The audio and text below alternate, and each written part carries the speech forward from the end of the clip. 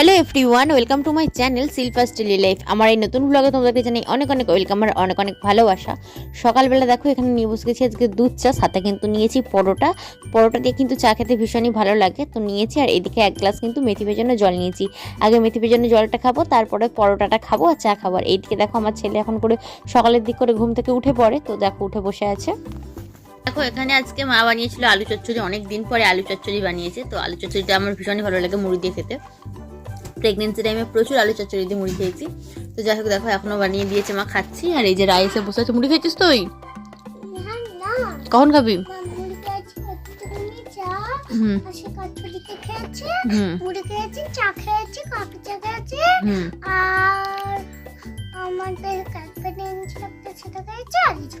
আচ্ছা এইদিকে দেখো এটা তো জেগেই বসে আছে বেটু।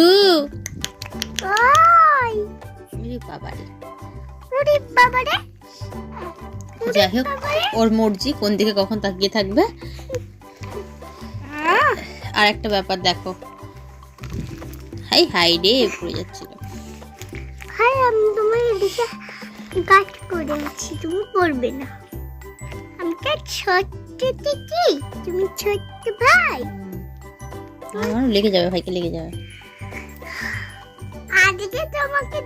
তো বন্ধুরা এখন কিন্তু বেজে গেছে প্রায় 12টার মতো। আমার ছেলে এদিকে ঘুমাচ্ছে, ওকে নিয়ে বৌদি বাইরে গিয়েছিল। আমি রুমের মধ্যে কালাহিট স্প্রে করেছি, মশা মারার যে হিটটা, কালাহিট নাকি জানি না। তো যাই হোক স্প্রে করেছি মশা মারার, যেটা হয় বর এনে দিয়েছিল। আর প্রচুর পরিমাণে মশা উঠছে। এখন রায় কি করছে, ও মশা মারছে।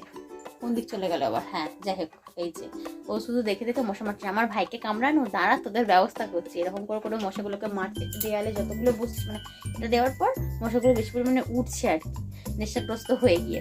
তো সেগুলোকেই মারছে। আর একটা কাণ্ড করেছে, আমি ছাদে সবে মাত্র গিয়েছি, গিয়ে হচ্ছে জামা কাপড়গুলো এর কাঁথাগুলো উল্টে দিয়ে এসেছি। সকালে মেলে দিয়ে এসেছিলাম, এখন উল্টে দিয়ে এসেছি যাতে তাড়াতাড়ি শুকনো হয়ে যায়। আর ও গিয়ে সবগুলোকে লাভিয়ে নিয়ে চলে এসেছে। কিছুটা আমি লাভিয়ে এনেছিলাম যেগুলো শুকনো হয়ে গেছিলো, বাকিটা ও সব টেনে লাভিয়ে নিয়ে চলে এসেছে। সে বলছে বুবুল দেখো শুকনো হয়ে গেছে। আমি দেখছি যে আবার আধা ভিজে, কারণ আমি তো জানি যে কিছুক্ষণ আগে মেলে দিয়ে এসেছি, আবার সেগুলোকে নিয়ে গিয়ে মিলি। এরকম কাণ্ড করছি ও আজকে। তারপর কোথায় গেলি?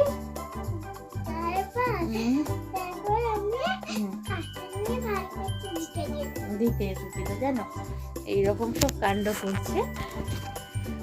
তো যাই হোক ও তো এখন ঘুমোচ্ছে, ওকে নিয়ে শুয়ে আছি।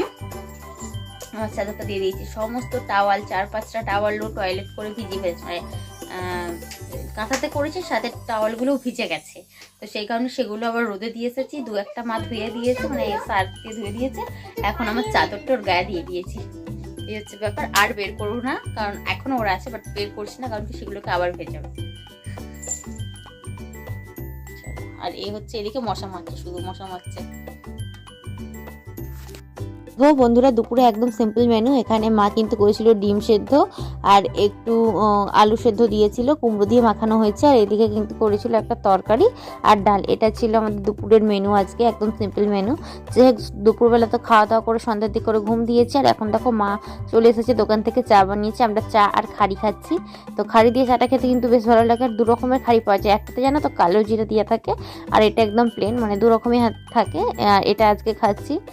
তো চলো, ছোটোবেলায় কিন্তু আমি দুধে ভিজিয়ে এই খাড়িগুলোকে খেতাম, বেশ ভালো লাগতো। আর এখন দেখো এরপরে মা আজকে বানিয়েছিল বড়া। আজকে আর দোকান থেকে চপ কিনে নিয়ে আসেনি, হিংচে দিয়ে বড়া বানানো হয়েছিল। সেই হিংচে দিয়ে বড়াটা দিয়ে এখন মুড়িটা খেয়ে নিচ্ছি। আমার তো এসব খেতে বেশ ভালো লাগে। আগে তো আমি ভীষণই তেলে ভাজা খেতাম, যদিও এখন একটু কমিয়ে দিয়েছি ছেলেটা হওয়ার পরে। তো দেখো রাত্রিতে আজকে আমার বানিয়েছিল গরম গরম ভাত, সাথে কিন্তু ওই আলু আর ডিম একসাথে সেদ্ধ করে মাখানো, আর এখানে খেসারির ডাল সেদ্ধ আর টমেটো সেদ্ধ। এই ছিল আজকে আমাদের রাত্রির খাবার। তো চলো আজকের মতো ভিডিওটা আমি এখানে শেষ করলাম। কেমন লাগলো অবশ্যই কমেন্ট করে জানিও।